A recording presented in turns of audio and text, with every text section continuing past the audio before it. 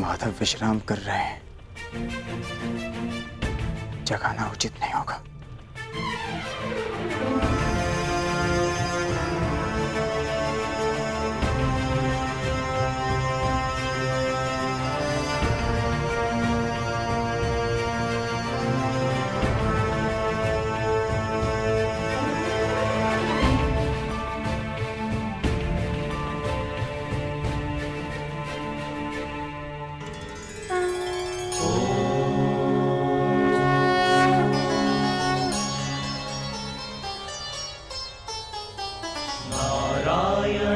नमस्कृत्य नरं चैव नरोत्तमम्। अरे अर्जुन, 1 वर्ष किन्नर क्या रहे तुम तो क्षत्रियों के लक्षण ही भूल गए। केवल समर्थन पाने के लिए तुम क्षत्रिय कुल का अपमान कर रहे हो। तुम तो धरा पर बैठ गए ऐसे। जो इस धरा के स्वामी हैं, उनके समक्ष ब्राह्मण क्या और क्षत्रिय क्या।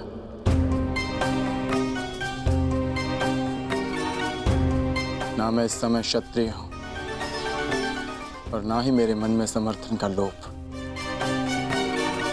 मैं तो केवल इस समय एक भक्त हूं जो अपने आराध्य के चरणों में बैठा है।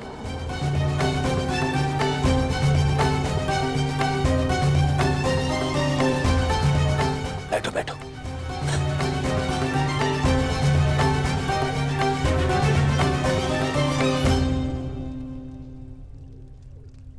माधव,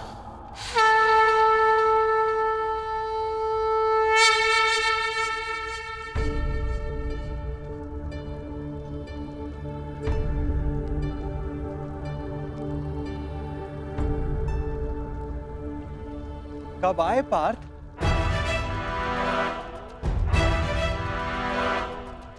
मुझे तो तुम्हारे आने का भान ही नहीं हुआ। आप विश्राम कर रहे थे माधव, इसलिए जगाना उचित नहीं समझा। और तुम नीचे क्यों बैठे हो? इधर आओ, मेरे समीप आकर बैठो। माधव, मैं यहाँ आपका युद्ध के लिए समर्थ। अरे ठहरो, यहाँ पे पहले मैं आया तो समर्थन मांगने का अधिकार मेरा है। अरे दुर्योधन, तुम भी यहाँ हो? आश्चर्य। आश्चर्य है? आश्चर्य तो मुझे हो रहा है। मेरे आने पर तो आप उठे नहीं और अर्जुन के आते ही आपकी नींद खुल गई।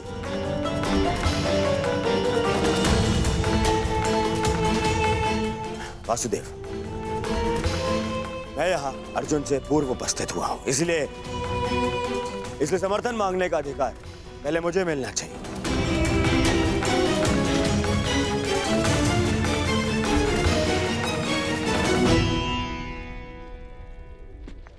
ये तुम्हारा मत है दुर्योधन, परंतु पहले मैंने अर्जुन को देखा, इसलिए मांग रखने का अवसर पहले अर्जुन को ही मिलना चाहिए। यही धर्म है। परंतु नियम यह था वासुदेव कि जो द्वारका पहले पहुंचेगा, आपका समर्थन उसी को मिलेगा। और मैं अर्जुन से पहले यहां उपस्थित हुआ हूं।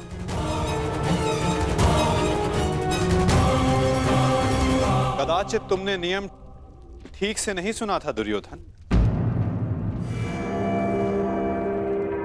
नियम यह था कि द्वारका पहुंचकर मेरे समक्ष आकर प्रथम जो समर्थन की मांग करेगा, मैं उसका साथ दूंगा। अब आप कुतर्क का सहारा ले रहे हैं वासुदेव।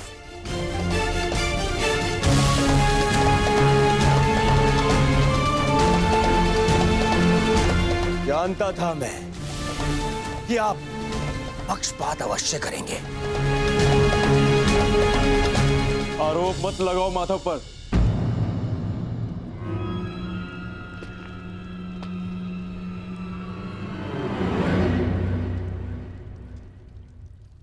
दुर्योधन सत्य कह रहा है माधव।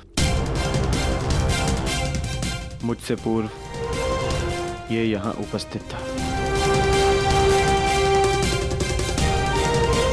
परंतु आपके पीछे बैठने के कारण आप इसे देख नहीं पाए। इसलिए समर्थन का पहला अवसर दुर्योधन को ही मिलना चाहिए।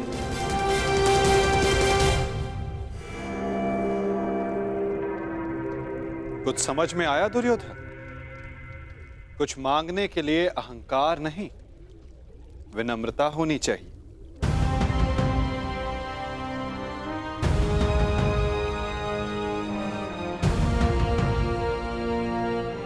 कहो, क्या चाहिए?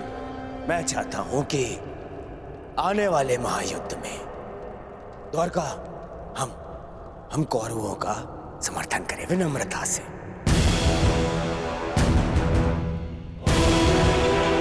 अपनी मांग पर अड़िग हो? हाँ, अड़िग हूं। मेरी यही मांग है। मैं चाहता हूं कि महायुद्ध में द्वारका हम कौरवों का समर्थन करें। ठीक है, तथास्तु।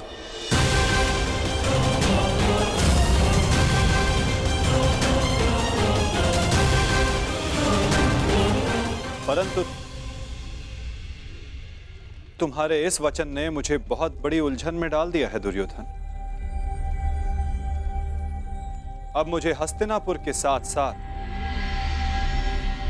इंद्रप्रस्थ की भी सहायता करनी होगी। असंभव! यह असंभव है। ये पक्षपात है। परंतु तुमने यही तो मांगा है गांधारी नंदन। मैंने वचन बोलने से पूर्व अपने मन की तुला पर उन वचनों को तौल लेना चाहिए दुर्योधन।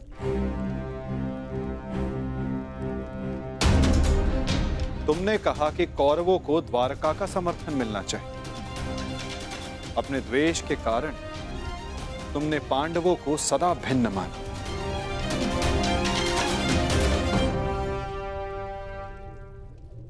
परंतु नीति अनुसार हर कुरु संतान कौरव है और पांडव भी उसी कुरु वंश के हैं जिसके लिए तुमने सहायता की मांग रखी है।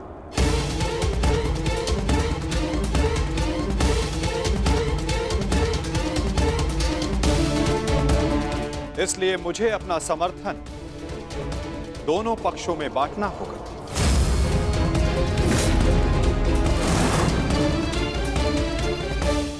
इसलिए मुझे अपना समर्थन दोनों पक्षों में बांटना होगा।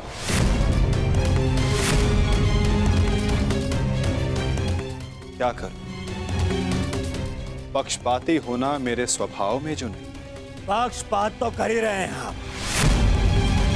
हम दोनों एक दूसरे के विरुद्ध खड़े हैं। तो स्पष्ट कीजिए, हम दोनों को एक साथ कैसे समर्थन देंगे आप?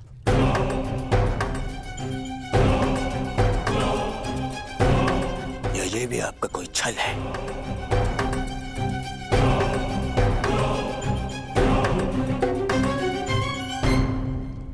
विभाजन से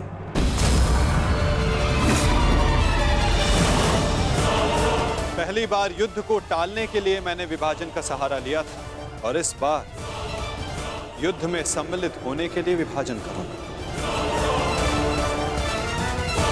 मैं द्वारिका की शक्ति को 2 भागों में विभाजित करूंगा।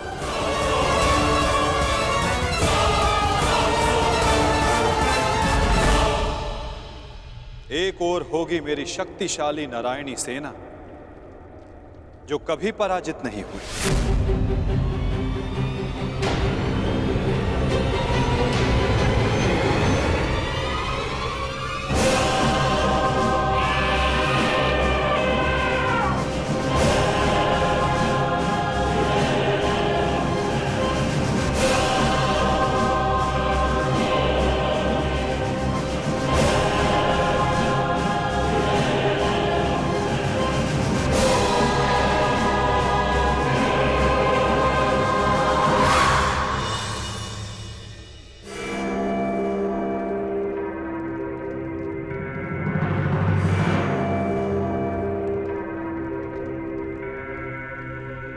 और दूसरी ओर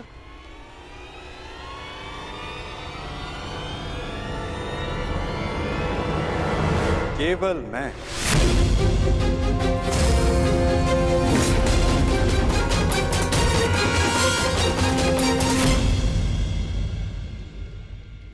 अकेला और निहत्था।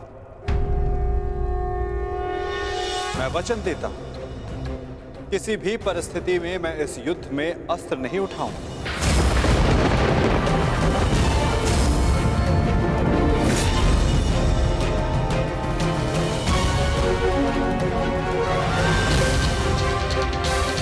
ना ही धनुष, ना गदा, ना खड़ग, ना ही सुदर्शन चक्र। मैं किसी भी अस्त्र का प्रयोग नहीं करूंगा। क्या आप युद्ध में अस्त्र नहीं उठाएंगे? हाँ दुर्योधन, सही सुना तुमने।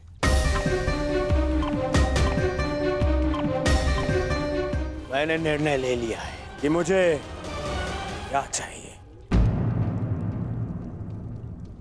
नहीं दुर्योधन, पहले तुम्हें मांगने का अवसर नहीं मिलेगा।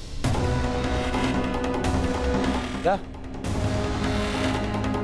ये मांग कुरुवंश के मध्य हो रही है और अर्जुन तुम्हारा अनुज है, और धर्म कहता है कि मांगने का पहला अधिकार अनुज का होता है। कोई अनुज नहीं है, वो शत्रु है ये मेरा। और आपने ने कहा था जो आपके समक्ष पहले आएगा आपका समर्थन उसी को मिलेगा। मैंने अपना वचन निभाया दुर्योधन।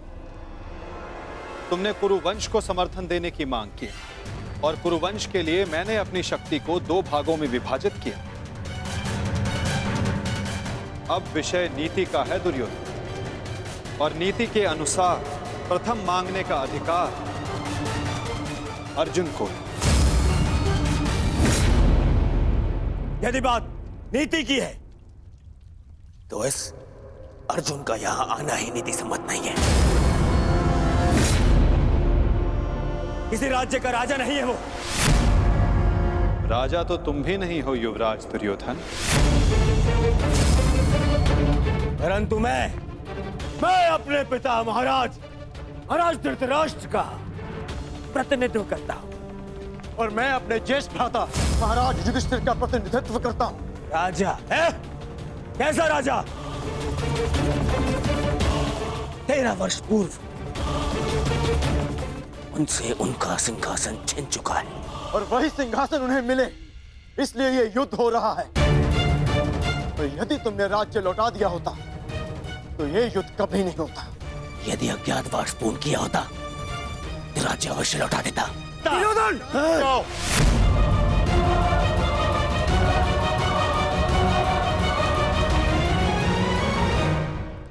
यदि अज्ञातवास पूर्ण किया होता तो राज्य अवश्य लौटा देता। दुर्योधन! शांत हो जाओ तुम दोनों। ये मत भूलो कि तुम दोनों यहां अतिथि हो, और अतिथि की मर्यादा होती। अपने अतिथि के घर पर यूं झगड़ा करना तुम दोनों को शोभा नहीं देता। तो जैसा कि मैंने कहा, अर्जुन को प्रथम अवसर मिलना चाहिए। आप चाहते हैं कि अर्जुन को नारायणी सेना चुनने का अवसर मिले।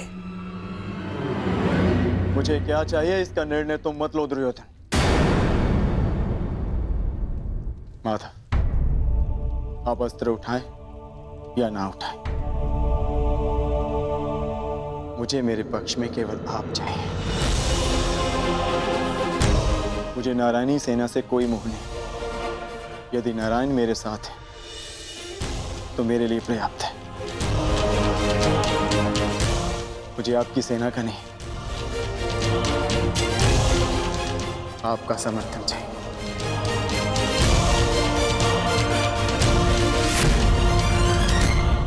क्या आपको यह विनती स्वीकार है माधव?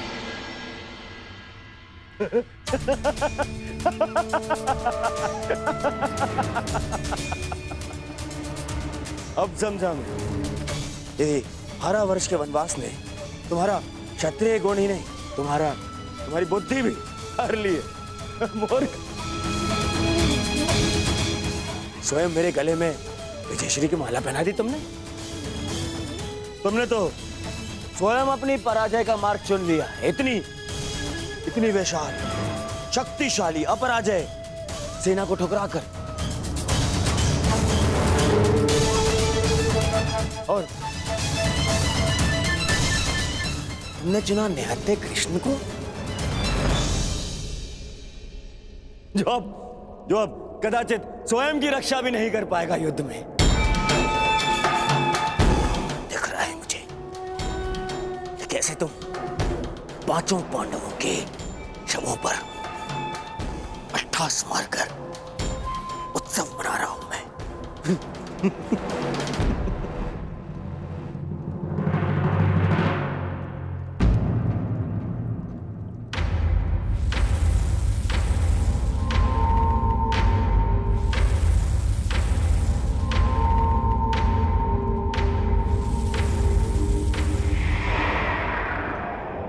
कृष्ण मुस्कुरा रहा है। नहीं,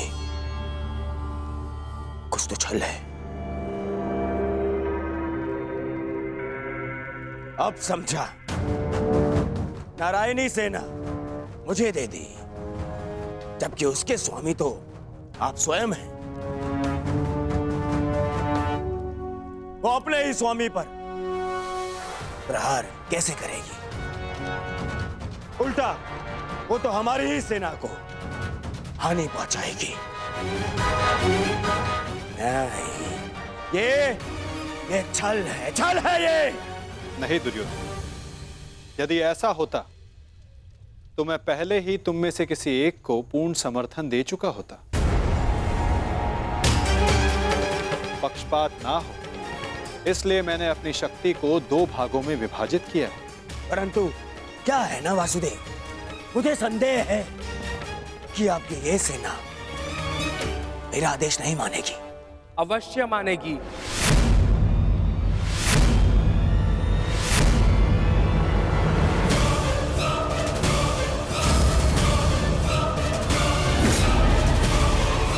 क्योंकि मैं नारायणी सेना का नेतृत्व करूंगा। वसुरश्री,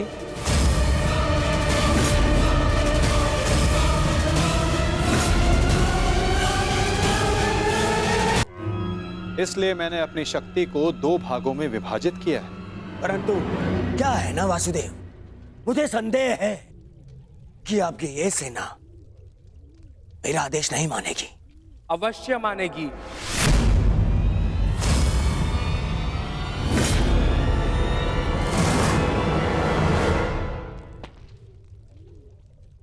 क्योंकि मैं नारायणी सेना का नेतृत्व करूंगा।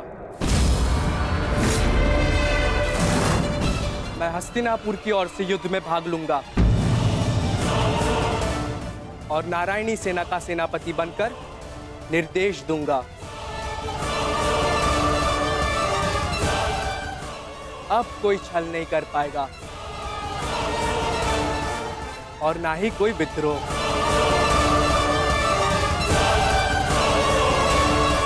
अब तो आपके मन में कोई संदेह नहीं है ना स्वसुरश्री? अब कोई संदेह नहीं।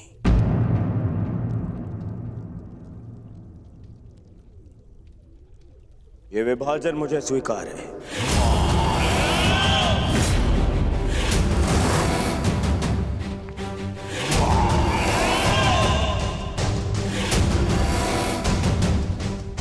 हस्तिनापुर नारायणी सेना की प्रतीक्षा करेगा।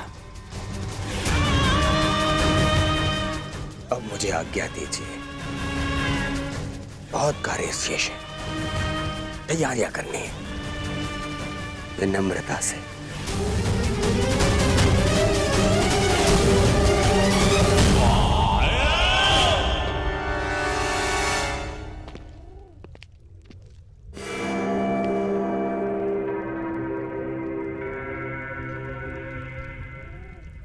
तुमने ऐसा क्यों किया पार्थ? मेरे समर्थन के लिए इतना बड़ा त्याग? मुझे ऐसा कुछ नहीं चाहिए माता जो मुझे आपसे दूर करे। ऐसी नारायणी सेना से क्या लाभ जिसमें नारायण ही ना हो। ये धर्म युद्ध है माधव, और धर्म वहीं खड़ा होगा जहां आप होंगे। और धर्म की विजय कोई भी सेना नहीं रोक सकती। आप सदैव हमारे मार्गदर्शक रहे हैं। मुझे विश्वास है कि आप विजय का मार्ग अवश्य दिखाएंगे। मैं प्रतीक्षा करूंगा। मुझे ऐसा सुनकर अति प्रसन्नता हुई अर्जुन। लंबी यात्रा से आए, बहुत थक गए हो, जाकर विश्राम कर लो। कुछ प्रहर बाद चले जा। प्रणिपात।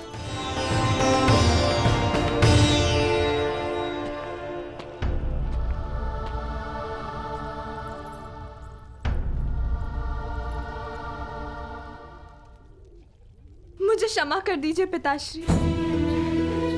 मैंने आपको पक्षपाती समझा। मुझसे बहुत बड़ी भूल हो गई। ठीक कहा था आपने। आप लोगों को नहीं चुनते, लोग आपको चुनते हैं।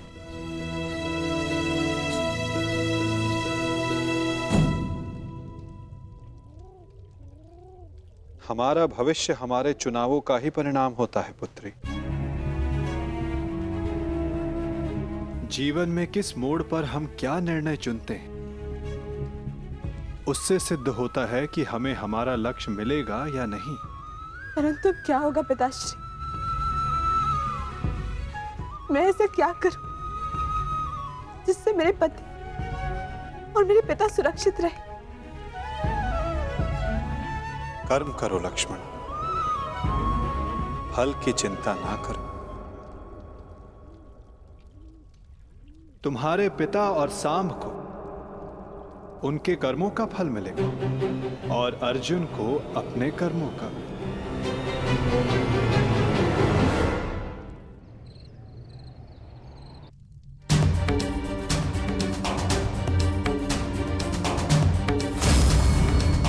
मैं भी इस युद्ध में सम्मिलित होना चाहता हूं। मैं अपना निर्णय ले चुका हूं और अपना पक्ष भी चुन चुका हूं। जिस ओर मेरा मित्र सांब होगा।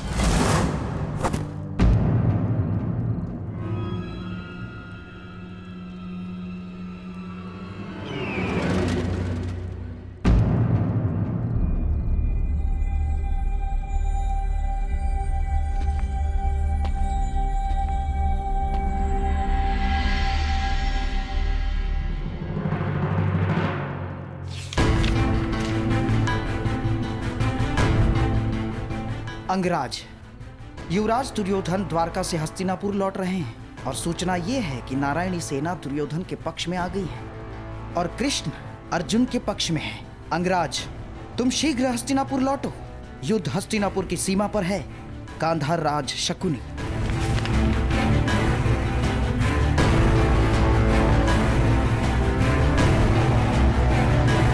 ये तुमने कैसी मूर्खता कर दी मित्र, कैसी मूर्खता कर दी तुमने।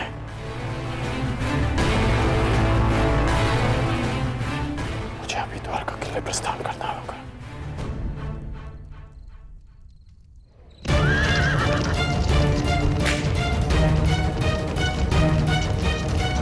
पिताश्री! ये अचानक कहां जा रहे हैं?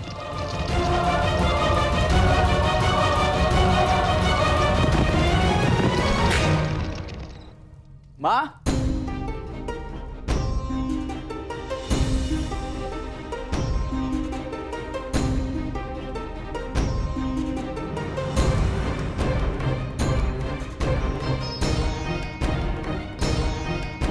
एक बार पुनः अपने कर्तव्य के लिए अपने परिवार को छोड़कर जा रहे हैं पिताश्री।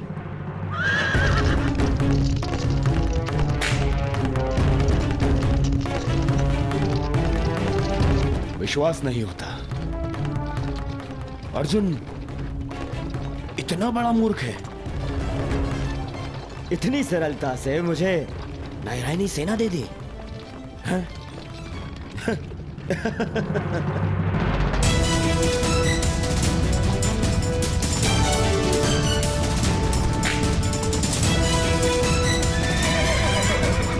आरती रोको। वेद,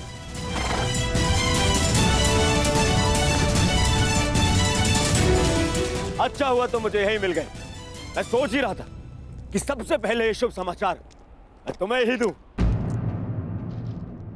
जानते हो मैंने क्या किया है? यही मैं जानना चाहता हूँ कि यह तुमने क्यों किया है।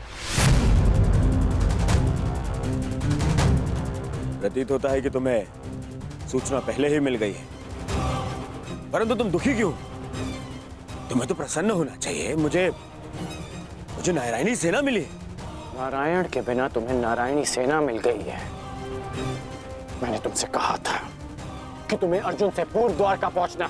तुम अर्जुन से पूर्व द्वारका क्यों नहीं पहुंचे मित्र? अरे तुम्हें मिथ्या बोध हुआ है। मित्र, अर्जुन से पूर्व द्वारका पहुंचा था। क्या? तो फिर ऐसा क्यों हुआ? अरे क्या हुआ मित्र? कुछ अनुचित नहीं हुआ है, सब हमारे हित में हुआ। हम दोनों को बराबर का अवसर मिला था, कृष्ण या नारायणी सेना चुनने का। उस मूर्ख ने नारायणी सेना छोड़कर कृष्ण को चुना। और मैंने भी उसकी मूर्खता के लिए उसे रोका नहीं। और क्यों रोकता? हाँ? पहले अवसर उसे मिला, जबकि पहले मैं पहुंचा था। और तुमने वासुदेव को नहीं चुना। ये क्या किया तुमने? तुमने वासुदेव को क्यों नहीं चुना मित्र?